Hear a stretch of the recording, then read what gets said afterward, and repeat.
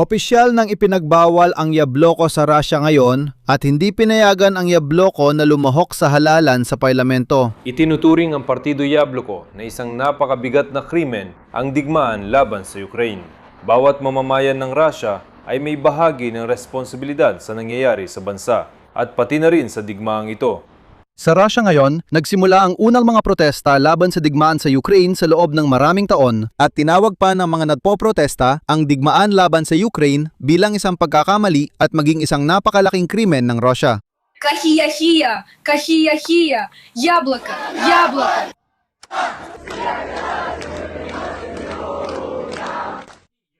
At kung inisip mo na nagkaroon ng pag-aalsa sa Rusya, nagkakamali ka. Ganito lang maglibang ang mga political strategies ng Kremlin at nagpapanggap na may demokrasya raw sa Rusya. Ngayong, ika-10 ng Agosto, tinitingnan ng Korte Suprema ng Rusya ang kaso tungkol sa pagtanggal ng partidong Yabloko sa halalan ng Duma. Ang tanging rehistradong partido sa balota na hayagang tumututol sa digmaan. At sa huli, ipinagbawal ng Korte Suprema ng Russian Federation ngayong araw ang partidong Yabloko na lumahok sa parlamentaryong halalan na gaganapin na sa Setyembre. At sa huli, tinanggal ang partidong Yabloko sa mga balota. Ganito ang demokrasya sa Russia. At ang formal na dahilan para dito, hindi ka maniniwala, paglabag sa copyright. Saan? Sa Russia. At kaninong copyright na ba ang nilabag? Hindi rin ito malaman ng mismo mga nagreklamo, lalo na ang mga piskal at hukom. Pero nagdesisyon pa rin sila na dapat ipagbawal ang partido at hindi pwedeng sumali sa eleksyon dahil alam mo na, sa Russia, nilalabag ng partido ang copyright. Sa harap ng gusali ng korte ngayon, may maliit na grupo ng mga Russia na nagtipon para magprotesta na sa maliliit na papel ay maingat nilang isinulat na hindi nila kailangan ang maliit na takmachka at dapat nang tapusin ang digmaan. Tara, sa episode na ito, himayin natin kung paano gumagana ang sirkus na ito tungkol sa partidong Yabloko, ang parodya ng mga kontra sa digmaan at ang pagbabawal sa partido dahil sa mga salita. Sana laging may araw. Kasi hindi mo talaga magagawang tawagin ang lahat ng ito ng iba pa kundi sirkus. Ang pangalan ko ay Alexi Pechi. Tara't pag-usapan natin ang paksang ito. Sasabihin ko na agad na medyo may pagkiling ako sa paksang ito at pag-uusapan natin kung ano ba talaga ang partidong Yabloko, para saan ito at bakit ang kinahinatnan nito ay talagang inaasahan na. Pero bago tayo magsimula, hinihiling ko na mag-subscribe kayo sa channel na ito, i-like ang episode na ito at mag-iwan ng kahit anong komento. Sa ilalim ng video na ito, agad ninyong isulat kung ano ang opinyon ninyo tungkol sa Yabloko at tungkol sa nasa Russia ay nagpasya silang maglaro-laro sa demokrasya at nagpasya ang Kremlin na ipakita na kunyari may demokrasya sa Russia.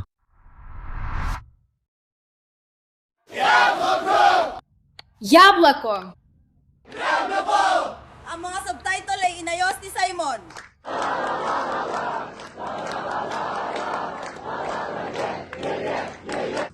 At kung nandun siya, ibigay mo.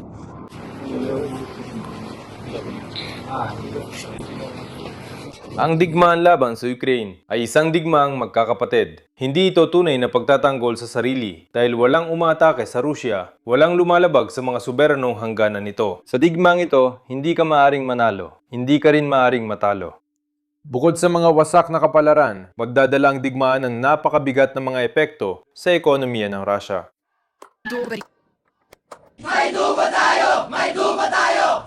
Isa-isahin natin. Sa mga kuhang ito na nakikita ninyo, makikita ang mga kinatawan at taga-suporta ng Partidong Ruso laban sa digmaan na Yabloko na hayagang tumutol sa digmaan sa Ukraine. May rehistro pa nga ang partido, pinaglaruan ito ng Kremlin ng kaunti at ngayon ay nagpasya na lang na tanggalin ito sa eleksyon sa pamamagitan ng Korte Suprema at burahin sa balota. Sabi nga, naglaro na at tama na. Pero, sa totoo lang, nagampanan ng Partido Yabloko ang kanilang tungkulin ng buong buo 100%.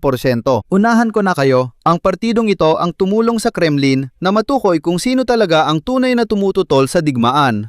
Pero pag-uusapan natin yan mamaya. Simulan natin sa mismong kaso na isinampa ngayon sa Korte Suprema dahil bawat linya nito ay parang karapat-dapat gawing hiwalay na biro.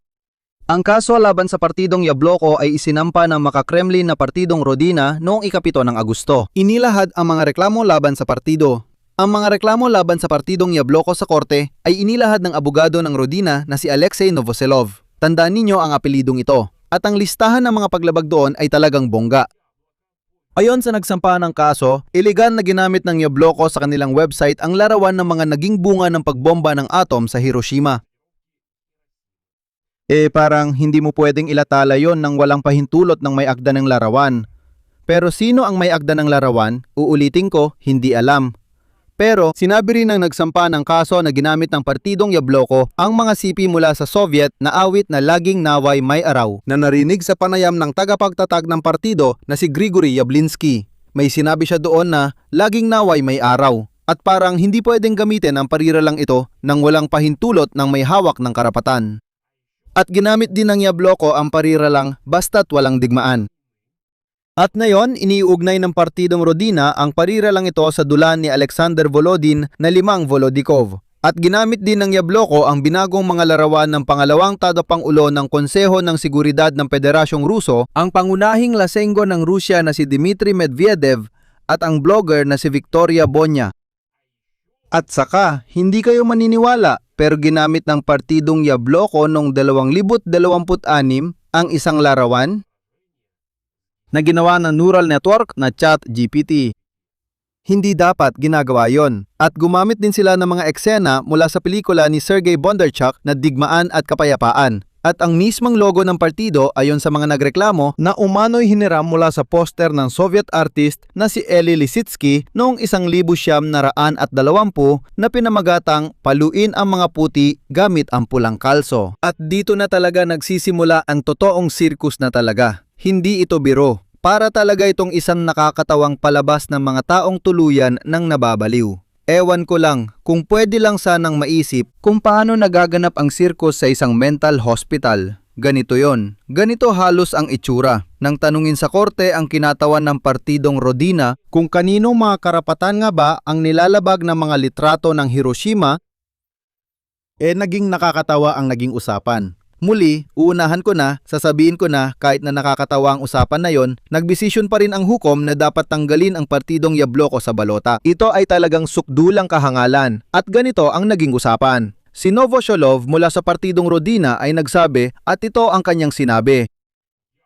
Ang Yabloko ay gumamit ng larawan ng mga epekto ng atomic bombing sa Hiroshima ng Estados Unidos ng Amerika nang walang pahintulot sa may akda. Tinanong siya ng hukom, sino ang may akda ng larawang ito, Novosholov? Hindi namin alam. Isa raw mula sa hukbong sandatahan ng Estados Unidos. Talagang nakaka-inspire. Pag-isipan ninyo.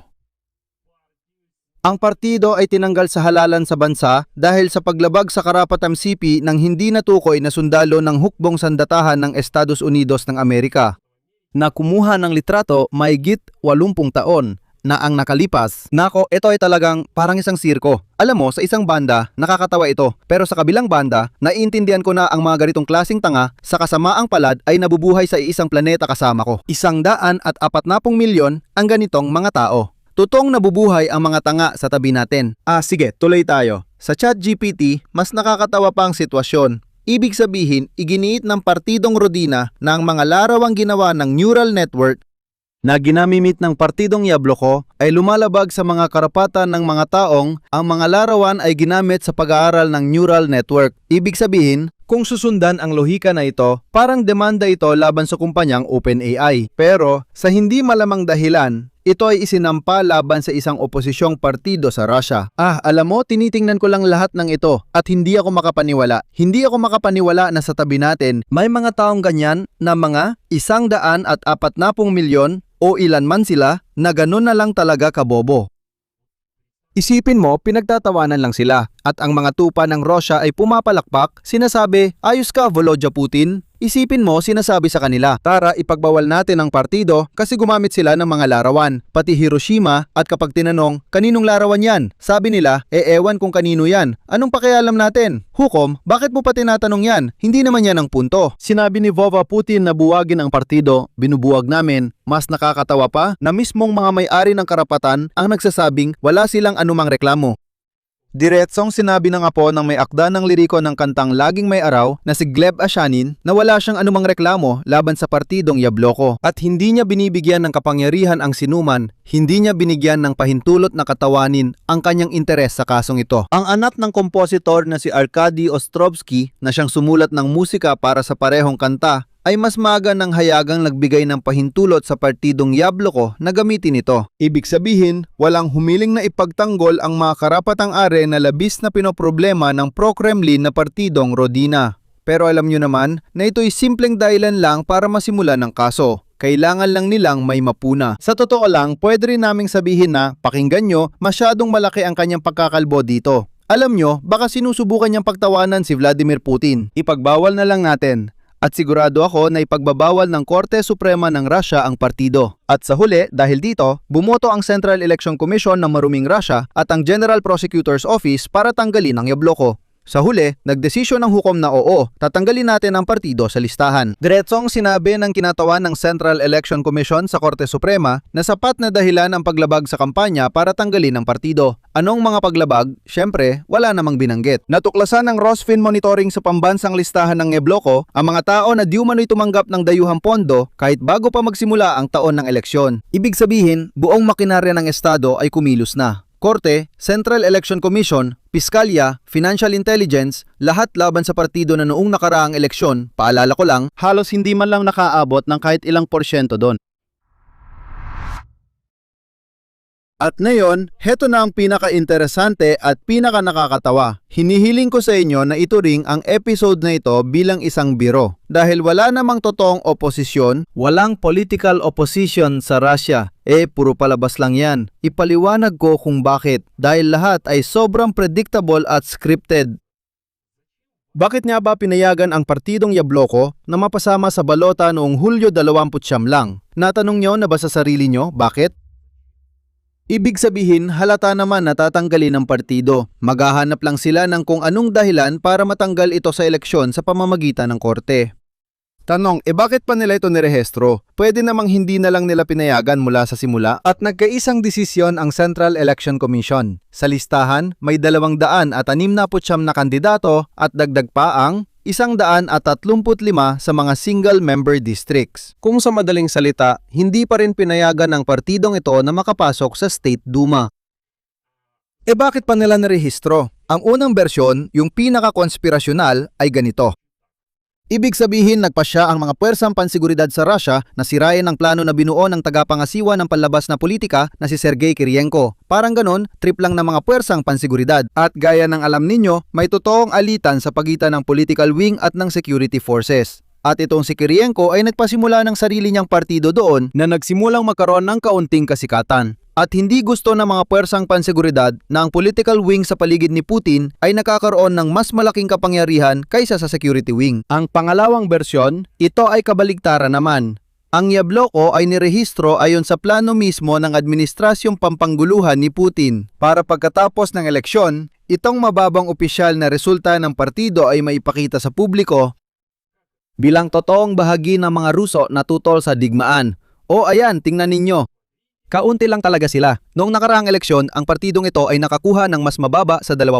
At maaring ang plano ay ganito. Hayaan nating sumali sila sa eleksyon, imbentuhan natin sila ng 1.5% ng mga boto at sabihin natin, o ayan, tingnan ninyo, may pagpipilian kayo, mga Ruso. Pwede kayong bumoto para sa partidong laban sa digmaan pero lumalabas na 1.5% lang pala kayo, 2 o sige, 3%. Pwede itong ipakita na, o heto, pakinggan ninyo, sa totoo lang lahat ay pabor sa digmaan. At heto ang ikatlong bersyon. Ang leader ng partidong ito na si Yavlinsky, sa totoo lang, ay may matagal ng personal na kasunduan kay Vladimir Putin. Pinayagan ang partido na sumali sa eleksyon noong 2021 pa at sa pagkakataong ito ay pinayagan sila hanggang sa huling sandali. At lahat ng kriminal na pagigipit sa mga partikular na aktivista, ito, pakinggan ninyo, ay paraan para alisin sa kampanya ang mga tao na kilala sa labas ng mismong partido pero hindi gagalawin ang listahan ng partido, hindi gagalawin ang mga leader.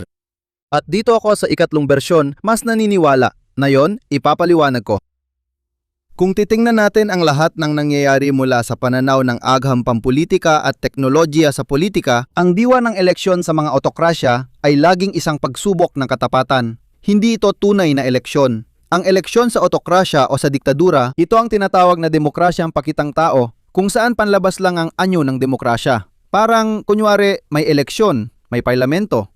Sa totoo lang, wala talaga ni isa sa mga ito sa Rusya. Wala talaga. O nga, Pero ang anumang eleksyon ay isang pagsubok ng katapatan. Ang Kremlin ay mahusay na nagmamasid kung sino at paano sumusuporta sa mga partidong gaya ng Yabloko na kunyari ay laban sa digmaan.